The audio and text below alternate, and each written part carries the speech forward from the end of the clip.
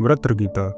महाबली वृत्तासुर को जब देवताओं द्वारा पराजित होकर के भी कोई शोक संताप नहीं हुआ तो दैत्य गुरु शुक्राचार्य जी को बड़ा आश्चर्य हुआ। उनके पूछने पर वृत्तासुर ने बहुत ज्ञानयुक्त वचन कहे, परंतु साथ ही वृत्तासुर ने भगवान विष्णु के प्रभाव, मनुष्य द्वारा जीवन धारण के हेतु, कर्मों में प्रवृत्ति का कारण, कर्म फल तथा सनातन पद की प्राप्ति का उपाय आदि के विषय में जिज्ञासा व्यक्त की, जिसका समाधान वहां उपस्थित हुए भगवान सनत कुमार जी ने उत्तम रीति से किया, जो सभी कल्याणकामी साधकों के लिए लाभप्रद है। यह वृत्रासुर शुक्राचार्य का संवाद तथा सनत कुमार जी द्वारा उनको दिए गए उपदेश मिलकर वृत्रगीता नाम से ख्यात हुए, जो महाभारत के शांति पर्व के अंतर्गत भीष्म युधिष्ठिर संवाद का ही अंग है। श्रोताओं की सरलता के लिए यहाँ संस्कृत श्लोकों का सीधा अनुवाद प्रस्तुत किया जा रहा है। युधिष्ठिर ने कहा, पितामह, सभी लोग हम लोगों को धन्य धन्य कहते हैं, परंतु हम लोगों से बढ़कर अत्यंत दुखी दूसरा कोई मनुष्य नहीं है। कुरुश्रेष्ठ पितामह, देवताओं द्वारा मानव लोक में जन्म पाकर तथा सब लोगों द्वारा सम्मानित होकर भी हमें यहाँ महान दुख प्राप्त हुआ है। कुरुश्रेष्ठ, संसारी मनुष्य जिसे दुख कहते हैं, उस संन्यास का अवलंबन हम लोग कब करेंगे? हमें तो इन शरीरों का धारण करना ही दुख जान पड़ता है। पितामह, पंच ज्ञानेन्द्रिय, पंच कर्मेंद्रिय, पंच प्राण, मन और बुद्धि, ये 17 तत्व, काम, क्रोध, लोभ, भय और स्वप्न, ये संसार के 5 हेतु, शब्द, स्पर्श, रूप, रस और गंध, ये 5 विषय, सत्व, रज और तम, ये 3 गुण तथा 5 भूतों सहित अविद्या, अहंकार और कर्म, ये 8 तत्वों के समुदाय, सब मिलाकर 38 तत्व होते हैं। इन सब से मुक्त हुए तीक्ष्ण व्रतधारी मुनि पुनर्जन्म को नहीं प्राप्त होते। परंतु पितामह, हम लोग भी कब अपना राज्य छोड़कर इसी स्थिति को प्राप्त होंगे? भीष्म जी ने कहा, महाराज, दुख अनंत नहीं है। जगत की सभी वस्तुएं संख्या की सीमा में ही हैं, असंख्य नहीं है। पुनर्जन्म भी नश्वरता के लिए विख्यात ही है। तात्पर्य यह है कि इस जगत में कोई भी वस्तु अचल या स्थायी नहीं है। तुम जो ऐसा मानते हो कि ऐश्वर्य दोष कारक होता है क्योंकि वह आसक्ति हेतु होने के कारण मोक्ष का प्रतिबंधक है, तो तुम्हारी यह मान्यता ठीक नहीं है, क्योंकि तुम सब लोग धर्म के ज्ञाता हो। स्वयं ही उद्योग करके श्रम, दम आदि साधनों द्वारा कुछ ही काल में मोक्ष प्राप्त कर सकते हो। नरेश्वर, यह जीवात्मा पुण्य और पाप के फल, सुख और दुख भोगने में स्वतंत्र नहीं है।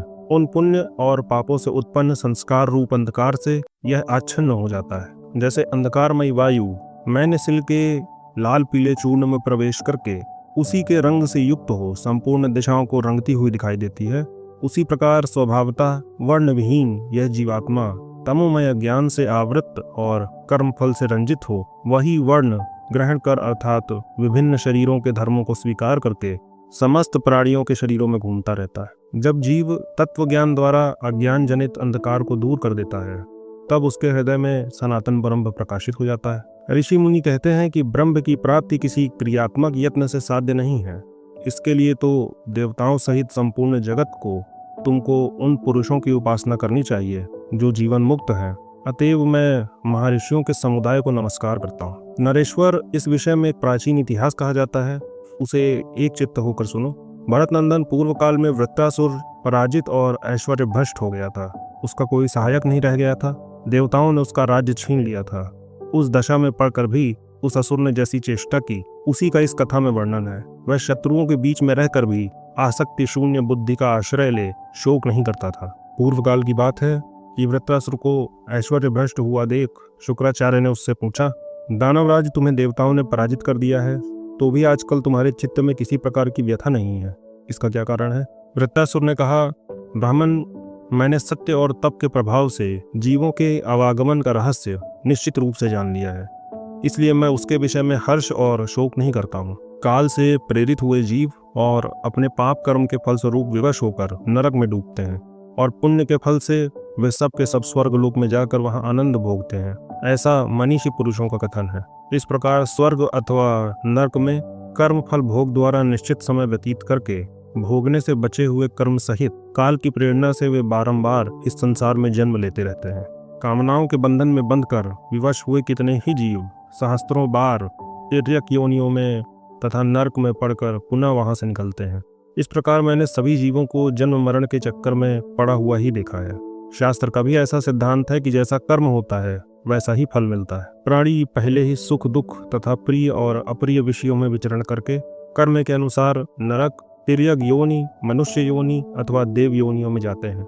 समस्त जीव जगत विधाता के विधान से ही परिचालित हो सुख दुख पाता है और समस्त प्राणी सदा चले हुए मार्ग पर ही चलते हैं। जो काल नाम से प्रसिद्ध एवं सृष्टि और पालन के परम आश्रय हैं, उन परमात्मा का प्रतिपादन करते हुए वृत्रासुर की बात सुनकर भगवान शुक्राचार्य ने उससे कहा, तात तुम तो बड़े बुद्धिमान हो, फिर ये असुर भाव के विपरीत दोषयुक्त निरर्थक वचन कैसे कह रहे हो? वृत्रासुर ने कहा, ब्राह्मण, आपने तथा दूसरे मनीषी महानुभावों ने यह तो प्रत्यक्ष देखा है कि मैंने पहले विजय के लोभ से बड़ी भारी तपस्या की थी। मैं बल में बहुत बढ़ा चढ़ा था, अतः मैंने अपने ही तेज से तीनों लोकों पर आक्रमण करके दूसरे प्राणियों को धूल में मिलाकर उनके उपभोग की गंध और रस आदि विविध वस्तुएं छीन ली। मेरे शरीर से आग की लपटें निकलती थी और मैं ज्वालामालाओं से घिरकर सदा आकाश में निर्भय विचरता हुआ समस्त प्राणियों के लिए अजेय हो गया था। भगवान, इस प्रकार मैंने तपस्या के प्रभाव से जो ऐश्वर्य प्राप्त किया था वह मेरे अपने ही कर्मों से नष्ट हो गया, तथापि मैं धैर्य धारण करके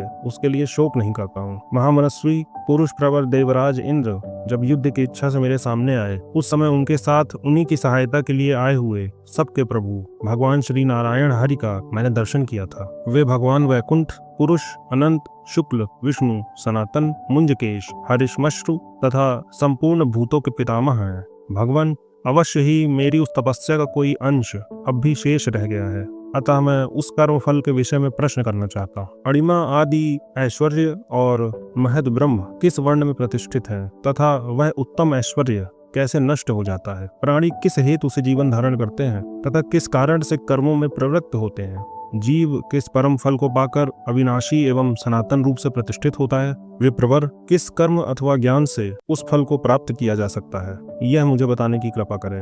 राज सिंह पुरुष प्रवर युधिष्ठिर, उसके ऐसा प्रश्न करने पर मुनिवर शुक्राचार्य ने उस समय उसे जो उत्तर दिया उसे मैं तुम्हें बता रहा हूँ। तुम अपने भाइयों के साथ एकाग्रचित्त होकर सुनो। दूसरा अध्याय, वृत्रासुर को सनत कुमार का अध्यात्म विषयक उपदेश देना और उसकी परम गति तथा भीष्म द्वारा युधिष्ठिर की शंका का निवारण।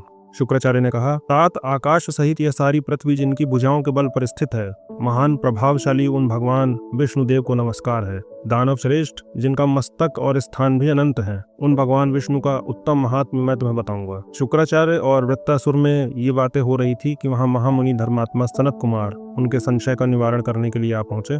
राजन, असुरराज वृत्त और मुनि शुक्राचार्य के द्वारा पूजित हो मुनिवर सनत कुमार एक बहुमूल्य सिंहासन पर विराजमान हुए। जब महाज्ञानी सनत कुमार आराम से बैठ गए, तब शुक्राचार्य ने उनसे कहा, भगवान, आप इस दानवराज को भगवान विष्णु का उत्तम महात्म्य बताइए। यह सुनकर सनत कुमार जी ने बुद्धिमान दानवराज वृत्रासुर के प्रति भगवान विष्णु की महिमा से युक्त यह सार्थक वचन कहा। शत्रुओं को संताप देने वाले दैत्य, भगवान विष्णु का यह संपूर्ण उत्तम महात्म्य सुनो। तुम्हें यह मालूम होना चाहिए कि यह समस्त संसार भगवान विष्णु में ही स्थित है। पर महाबाहो, ये श्री विष्णु ही संपूर्ण चराचर प्राणी समुदाय की सृष्टि करते हैं और ये ही समय आने पर उसका विनाश करते हैं एवं समय आने पर पुनः सृष्टि भी कर देते हैं। समस्त प्राणी इन्हीं में लय को प्राप्त होते हैं और इन्हीं से प्रकट भी होते हैं। इन्हें कोई शास्त्र ज्ञान, तपस्या और यज्ञ के द्वारा भी नहीं पा सकता। केवल इंद्रियों के संयम से ही उनकी उपलब्धि हो सकती है। जो बाह्य यानी यज्ञ आदि और आभ्यंतर यानी शम दम आदि कर्मों में प्रवृत्त होकर मन के विषय में स्थिरता प्राप्त करके, अर्थात मन को स्थिर करके बुद्धि के द्वारा उसे निर्मल बनाता है, वह परलोक में अक्षय सुख यानी मोक्ष को प्राप्त कर लेता है। जैसे सोनार बारंबार किए हुए अपने महान प्रयत्न के द्वारा चांदी को आग में डालकर उसे शुद्ध करता है, उसी प्रकार जीव सैकड़ों जन्मों में अपने मन को शुद्ध कर पाता है। परंतु इस यज्ञ आदि और शमदम आदि कर्मों द्वारा यदि वह महान प्रयत्न करे तो एक ही जन्म में शुद्ध हो जाता है। जैसे अपने शरीर में लगी हुई थोड़ी सी धूल को मनुष्य साधारण चेष्टा से खेल खेल में ही झाड़ पोंछ देता है, उसी प्रकार बारंबार किए हुए महान प्रयत्न से वह अपने राग द्वेष आदि दोषों को भी दूर कर ही देता है। जैसे थोड़े से पुष्प एवं माला द्वारा वासित किया हुआ तिल और सरसों का तेल अपनी गंध नहीं छोड़ता है, उसी प्रकार थोड़े से प्रयत्न से न तो दोष दूर होता है और न सूक्ष्म ब्रह्म का साक्षात्कार ही हो पाता है। वही तिल या सरसों का तेल बहुत से सुगंधित पुष्पों द्वारा बारंबार वासित होने पर अपनी गंध को छोड़ देता है और उस फूल की गंध में ही स्थित हो जाता है।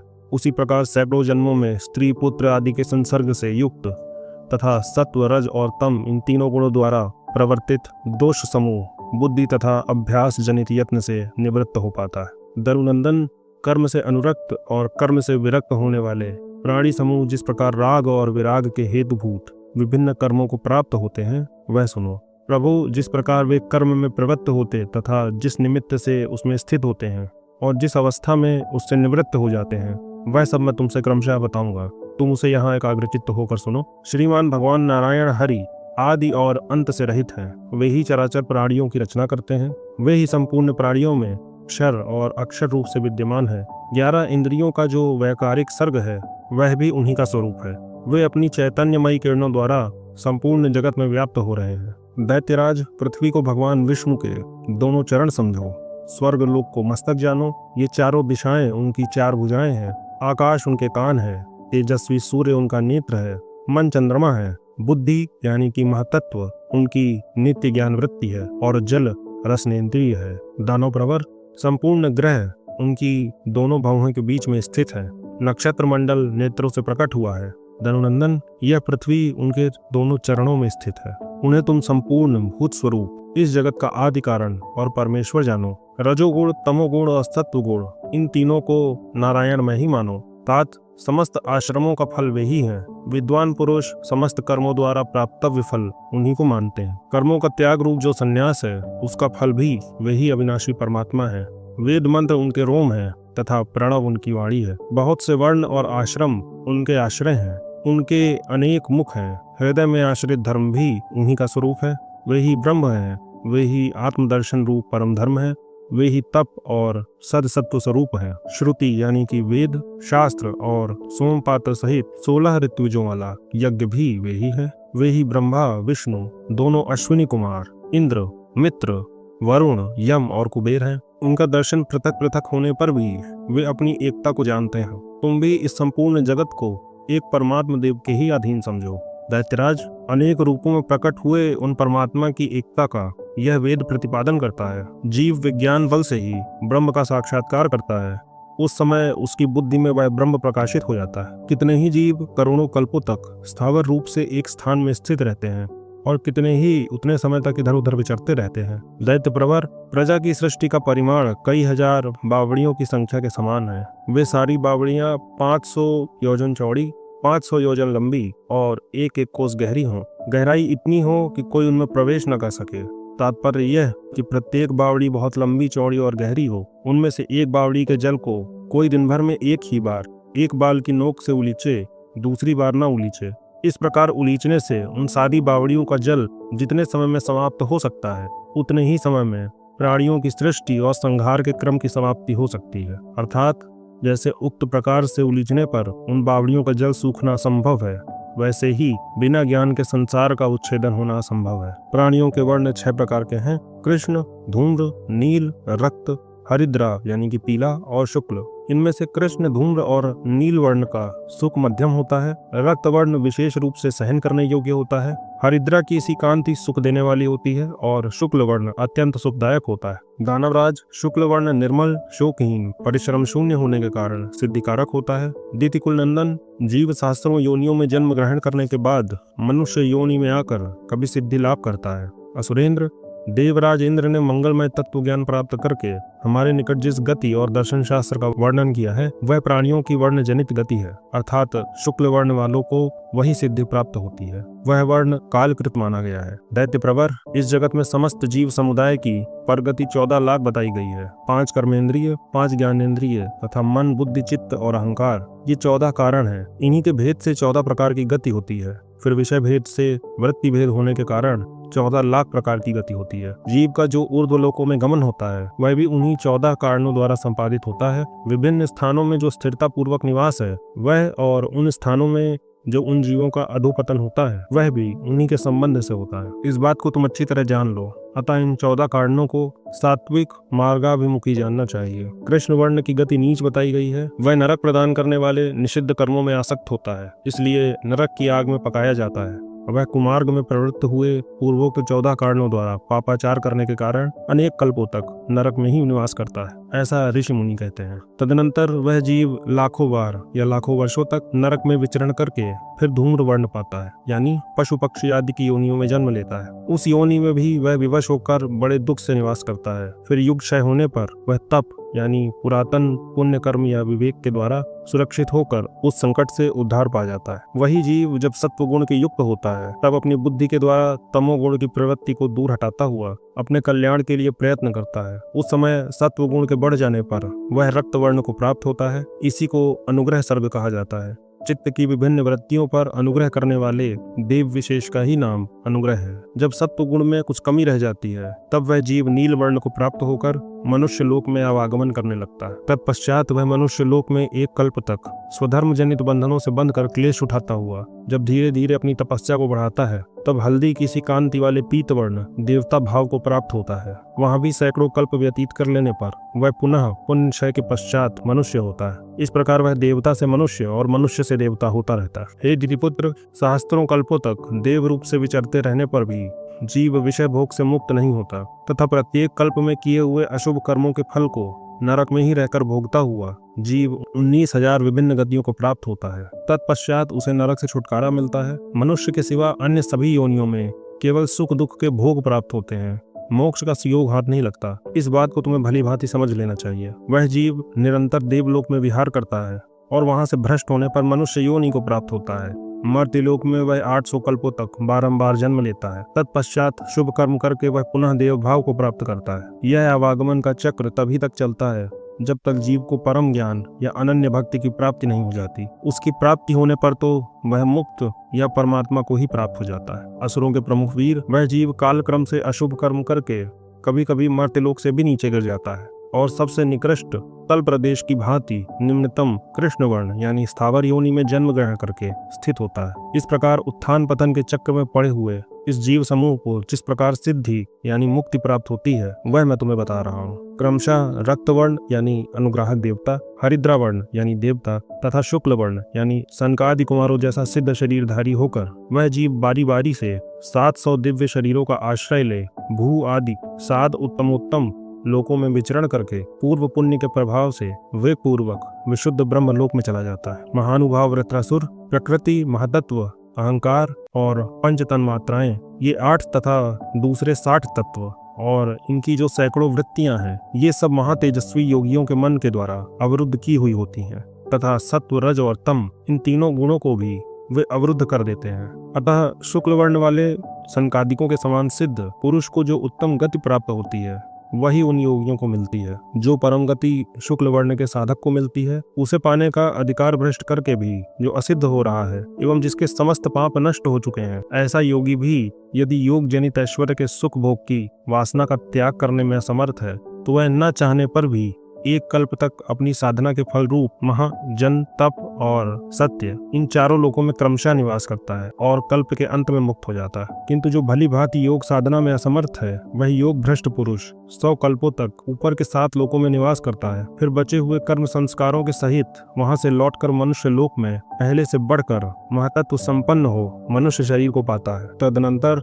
मनुष्य योनि से निकलकर वह उत्तरोत्तर श्रेष्ठ देवादि योनियों की ओर अग्रसर होता है एवं 7 लोकों में प्रभावशाली होकर एक कल्प तक निवास करता है। फिर वह योगी भू आदि 7 लोकों को विनाशशील क्षणभंगुर समझकर पुनः मनुष्य लोक में भली भांति शोक मोह से रहित होकर निवास करता है। तदनंतर शरीर का अंत होने पर वह अव्यय यानी अविनाशी या निर्विकार एवं अनंत स्थान को प्राप्त होता है जिसे परब्रह्म पद भी कहा जाता है। वह अव्यय एवं अनंत स्थान किसी के मत में महादेव जी का कैलाश धाम है, किसी के मत में भगवान विष्णु का वैकुंठ धाम है, किसी के मत में ब्रह्मा जी का सत्यलोक है, कोई उसे भगवान शेष या अनंत का धाम बताते हैं, कोई वह जीव का ही परम धाम है ऐसा कहते हैं और कोई उसे सर्वव्यापी चिन्मय प्रकाश से युक्त पर ब्रह्म का स्वरूप बताते हैं। ज्ञानाग्नि के द्वारा जिनके सूक्ष्म, स्थूल और कारण शरीर दग्ध हो गए हैं वे प्रजाजन अर्थात योगी लोग प्रलय काल में सदा परब्रह्म परमात्मा को प्राप्त होते हैं एवं जो ब्रह्मलोक से नीचे के लोकों में रहने वाले साधनशील दैवी प्रकृति के संपन्न साधक हैं वे सब परब्रह्म को प्राप्त हो जाते हैं। प्रलय काल में जो जीव देव भाव को प्राप्त थे वे यदि अपने संपूर्ण कर्म फलों का उपभोग समाप्त करने से पहले ही लय को प्राप्त हो जाते हैं, तो कल्पांतर में पुनः प्रजा की सृष्टि होने पर वे शेष फल का उपभोग करने के लिए उन्हीं स्थानों को प्राप्त होते हैं जो उन्हें पूर्व कल्प में प्राप्त थे। किंतु जो कल्पांत में उस योनि संबंधी कर्म फल भोग को पूर्ण कर चुके हैं, वे स्वर्ग लोक का नाश हो जाने पर दूसरे कल्प में उनके जैसे कर्म है उसी के सदृश अन्य प्राणियों की भांति मनुष्य योनि को ही प्राप्त होते हैं। जो योगी सिद्ध लोक से गिरकर मृत्यु लोक में आए हैं, उनके समान साधन बल से संपन्न जो अन्य योगी हैं, वे भी एक लोक से दूसरे लोक में ऊपर उठते हुए क्रमशः उन सिद्ध पुरुषों की ही गति को प्राप्त होते हैं। परंतु जो वैसे नहीं है, वे विपरीत भाव के कारण अपनी अपनी गति को प्राप्त होते हैं। विशुद्ध भाव से संपन्न सिद्ध पुरुष जब तक पंचेंद्रिय रूप इस करण समुदाय का संयम करके शेष प्रारब्ध कर्म का उपभोग करता है, तब तक उसके शरीर में समस्त प्रजागणों का अर्थात इंद्रियों के देवताओं का तथा अपरा और परा विद्या का निवास रहता है। जो साधक सदा शुद्ध मन से उस विशुद्ध परम गति का अनुसंधान करता है, वह उसे अवश्य प्राप्त कर लेता है। तदनंतर अविकारी दुर्लभ एवं सनातन ब्रह्म पद को प्राप्त करके वह उसी में प्रतिष्ठित हो जाता है। उत्कृष्ट बलशाली दैत्यराज, इस प्रकार यहाँ मैंने तुमसे यह भगवान नारायण का बल एवं प्रभाव बताया है। वृत्रासुर बोला, उदार चित्त महात्मा सनत कुमार जी, यदि ऐसी बात है तो मुझे कोई विषाद नहीं है। मैं आपके वचन को अच्छी तरह समझता और इसे यथार्थ मानता हूँ। आज मैं यह अनुभव कर रहा हूँ कि आपकी इस वाणी को सुनकर मेरे सारे पाप और कलुष दूर हो गए। भगवान महर्षि, महातेजस्वी, अनंत एवं सर्वव्यापी भगवान विष्णु का यह अमित शक्तिशाली संसार चक्र चल रहा है। यह भगवान विष्णु का वह सनातन स्थान है जहाँ से सारी सृष्टियों का आरंभ होता है। महात्मा विष्णु पुरुषोत्तम है, उन्हीं में यह संपूर्ण जगत प्रतिष्ठित है। भीष्म जी कहते हैं, कुंती नंदन, ऐसा कहकर वृत्तासुर ने अपनी आत्मा को परमात्मा में लगाकर उन्हीं का ध्यान करते हुए प्राण त्याग दिए और परमेश्वर के परम धाम को प्राप्त कर लिया। युधिष्ठिर ने पूछा, पितामह, पूर्व काल में महात्मा सनत कुमार ने वृत्रासुर से जिनके स्वरूप का वर्णन किया था, वे भगवान विष्णु, ये हमारे जनार्दन श्री कृष्ण ही तो है। भीष्म जी ने कहा, युधिष्ठिर, मूल कारण रूप से स्थित महान देव महामनस्वी भगवान नारायण है। वे अपने उस चिन्मय स्वरूप में स्थित होकर अपने प्रभाव से नाना प्रकार के संपूर्ण पदार्थों की सृष्टि करते हैं। अपनी महिमा से कभी च्युत न होने वाले इन भगवान श्री कृष्ण को तुम उन श्री नारायण के एक चतुर्थ अंश से संपन्न समझो। बुद्धिमान श्री कृष्ण अपने उस चतुर्थ अंश से ही तीनों लोकों की रचना करते हैं। जो परवर्ती सनातन नारायण प्रलय काल में भी विद्यमान है, वही अत्यंत बलशाली और सत्याधीश्वर भगवान श्री हरि कल्पांत में जल के भीतर शयन करते हैं तथा वे प्रसन्नात्मा सृष्टिकर्ता ईश्वर उन समस्त शाश्वत लोकों में विचरण करते हैं। अनंत एवं सनातन भगवान श्री हरि समस्त कारणों को सत्ता और स्फूर्ति देकर परिपूर्ण करते हैं और लीला वपु धारण करके लोकों में विचरण करते हैं। उन महापुरुष की गति को कोई रोक नहीं सकता। वे ही इस जगत की सृष्टि करते हैं। उन्हीं में यह संपूर्ण विचित्र विश्व प्रतिष्ठित है। युधिष्ठिर ने कहा, परमार्थ तत्व के ज्ञाता पितामह, मैं समझता हूँ कि वृत्तासुर आत्मा के शुभ एवं यथार्थ स्वरूप का साक्षात कर लिया था, इसलिए वह सुखी था, शोक नहीं करता था। निष्पाप पितामह, वह शुद्ध कुल में उत्पन्न हुआ था और स्वभाव से ही शुद्ध था। जान पड़ता है वह साध्य नामक देवता ही था, इसीलिए पुनः संसार में नहीं लौटा। वह पशु पक्षियों की योनि तथा नरक से छुटकारा पा गया। पृथ्वीनाथ, पीत वर्ण वाले देव स्वर्ग में तथा रक्त वर्ण वाले अनुग्रह सर्ग में विद्यमान प्राणी कभी तामस कर्मों से आवृत्त होकर तिर्यक योनि का भी दर्शन कर सकता है। हम लोग तो और भी अधिक आपत्ति से घिरे हुए हैं, दुख सुख से मिश्रित भाव में अथवा केवल दुखमय भाव में आसक्त है। ऐसी दशा में पता नहीं हमें किस गति की प्राप्ति होगी। हम नील वर्ण वाली मानव योनि में पड़ेंगे या कृष्ण वर्ण वाली स्थावर योनि से भी हीन दशा को जा पहुंचेंगे। भीष्म जी ने कहा, युधिष्ठिर, तुम सभी पांडव विशुद्ध कुल से संपन्न और तीक्ष्ण व्रतों का भली भांति पालन करने वाले हो, अतः देवताओं के लोकों में विहार करके पुनः मनुष्य शरीर को ही प्राप्त करोगे। तुम सब लोग यथा समय सुख से संतान उत्पादन करके देवलोक में जाकर सुख भोगोगे। तत्पश्चात सुख पूर्वक सिद्धि प्राप्त करके सिद्धों में गिने जाओगे। तुम्हारे मन में दुर्गति का भय नहीं होना चाहिए, क्योंकि तुम सब लोग निर्मल एवं निष्पाप हो। व्रत गीता समाप्त। जय श्री राधे कृष्ण।